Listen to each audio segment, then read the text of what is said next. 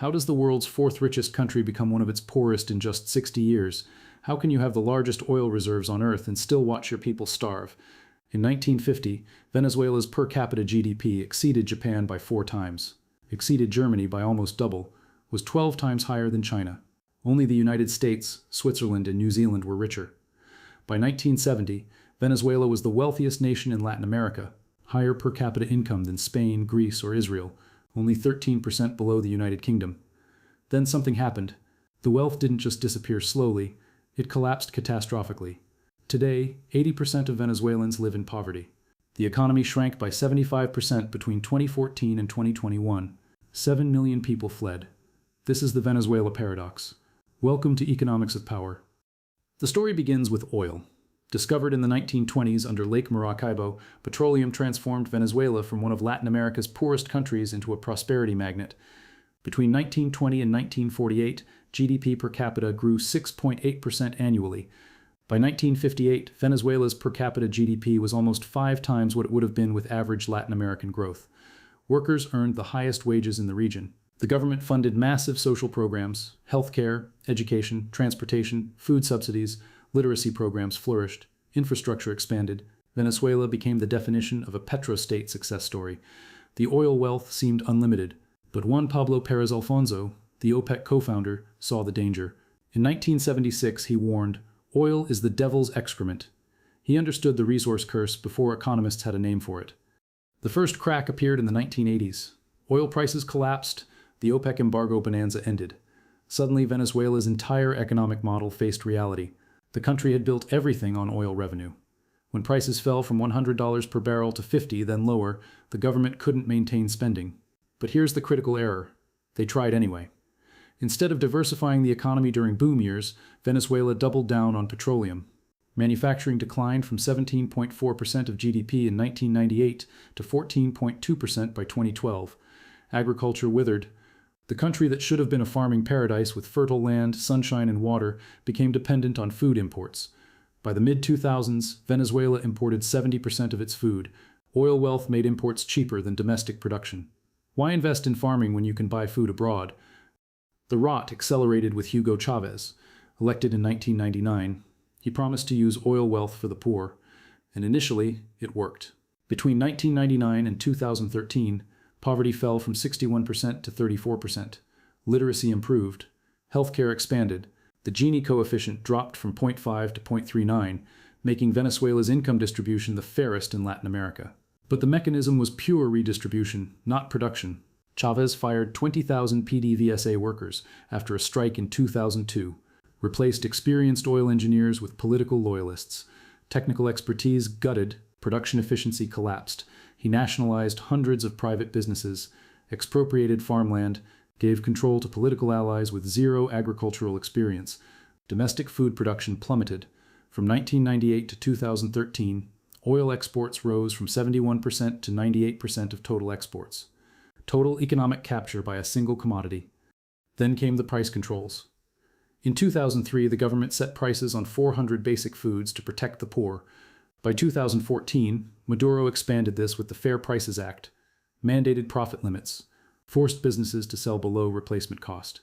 The economic logic was catastrophic. If a farmer produces milk at 700 bolivars per liter, but the government mandates selling at 500, what happens? He stops producing. Why invest when you're guaranteed losses? Domestic production collapsed. Food became scarce. Not because Venezuela couldn't produce it, because the government made production economically impossible. The scarcity index for basic goods hit 80%. Store shelves emptied. Lines formed at dawn for basic necessities. The government blamed an economic war by opposition and private sector, provided zero evidence. The real war was policy against economics. Currency controls made everything worse. Implemented in 2003 to prevent capital flight, they created a parallel economy. The official exchange rate bore no relation to reality. Businesses needed dollars to import goods. The government controlled dollar access. Black market rates exploded. By 2016, the gap between official and black market rates reached astronomical levels. Businesses that couldn't get official dollars at controlled rates had to use black market dollars. This raised costs, but price controls prevented them from raising prices. The result? Closure.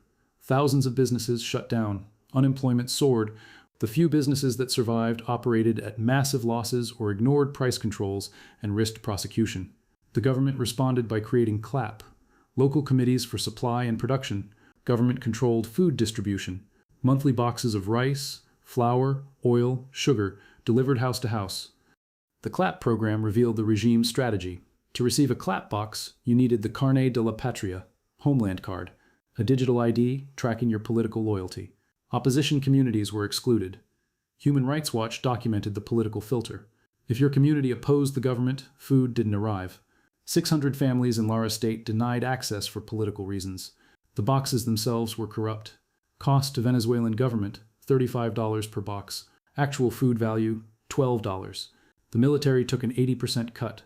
What should have fed millions became an extraction scheme that enriched generals and regime loyalists, and 90% of CLAP food was imported from Mexico, Brazil, Canada, the United States.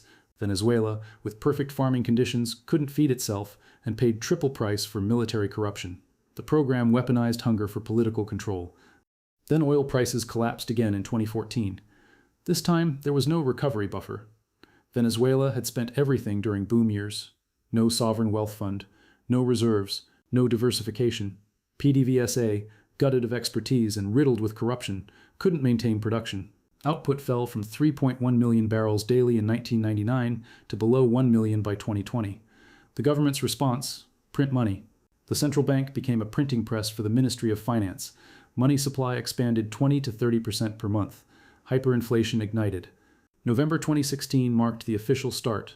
Monthly inflation exceeded 50% for 30 consecutive days. By 2017, annual inflation hit 4,000%. By 2018, 130,000%. The bolivar became worthless. People measured wealth in dollars. Businesses stopped using price tags because prices changed hourly. Some Venezuelans became video game gold farmers. Selling digital currency in RuneScape earned more than professional salaries. The economy didn't just contract, it imploded. GDP fell 80% in less than a decade. Worse than the Great Depression. Worse than Zimbabwe's collapse. Worse than the Bosnian War's economic devastation. The only peacetime collapses comparable were Soviet Union dissolution and Albanian pyramid scheme implosion. But those had political revolutions. Venezuela's collapse was pure policy failure. Democratic institutions hollowed out under Chavez. The Supreme Court captured. Legislature neutered. Media harassed and closed. Electoral authority corrupted. Military given food control and enriched through CLAP corruption. No checks on executive power remained. So when Maduro inherited power in 2013 and oil prices crashed in 2014, nothing could stop the catastrophic policy spiral. No courts to block expropriations. No legislature to reject money printing. No free press to expose corruption. Just accelerating collapse. The humanitarian toll is staggering. Infant mortality increased 30% in 1 year. 73% of Venezuelans lost 9 kilograms in 2016. 64% lost 11 kilograms in 2017. Hospitals lack medicine. Surgery happens without anesthesia. Preventable diseases kill. Electricity blackouts last days. In March 2019, the entire nation went dark when the Guri Dam failed from neglect. Without electricity, heavy crude and Orinoco Belt pipelines turned to sludge. Permanent infrastructure damage. Cost $2.9 billion in lost GDP.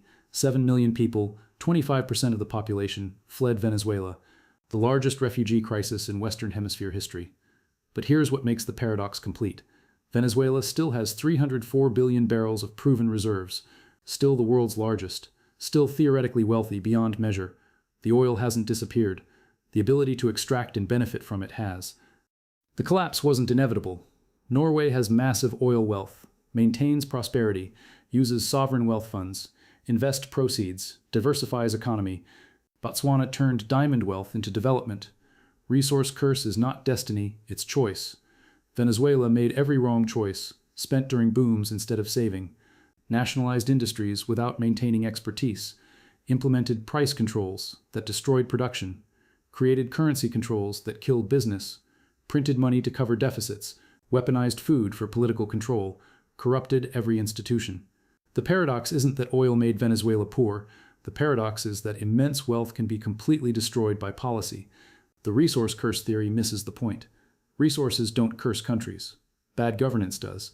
Venezuela had everything needed for prosperity. Instead, leaders built an extraction machine disguised as revolution. They didn't spread wealth. They concentrated it. Bolivarian revolution became military dictatorship, funded by oil and sustained by hunger. The final irony is who benefits from Venezuela's collapse. When production fell from 3.1 million barrels to under 1 million daily, someone filled that gap. U.S. shale producers increased output. Saudi Arabia expanded. Russia captured market share. Venezuela's pain was their profit. The country that co-founded OPEC to protect producer interests subsidized its competitors through its own policy-induced collapse. And inside Venezuela, a new elite emerged. Generals controlling food distribution became millionaires through clap corruption. Regime officials access dollars at official rates, sell at black market rates. The wealthy store assets in foreign currencies and offshore accounts, escape the Bolivar's collapse. Meanwhile, the middle class was obliterated, savings evaporated, professionals fled. The inequality that Chavez promised to fix reached record levels. By 2024, the wealthiest 10% controlled 61% of national wealth, up from 30% in 2014. The poor got poorer, the rich got richer. Revolutionary rhetoric masked the greatest wealth transfer in Venezuelan history. This is the Venezuela paradox. How the richest oil nation went broke isn't mysterious. It's mechanical. Abandon diversification, implement price controls, print money, eliminate institutions, weaponize necessities, corrupt everything. The formula is remarkably consistent.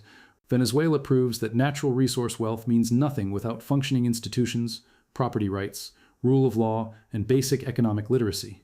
You can sit on unlimited oil and still watch your people starve, not because the oil failed them, because their government did. The devil's excrement prophecy came true, exactly as predicted. Not because petroleum is cursed, because when easy money floods into broken institutions and corrupt systems, it amplifies every dysfunction until collapse is inevitable.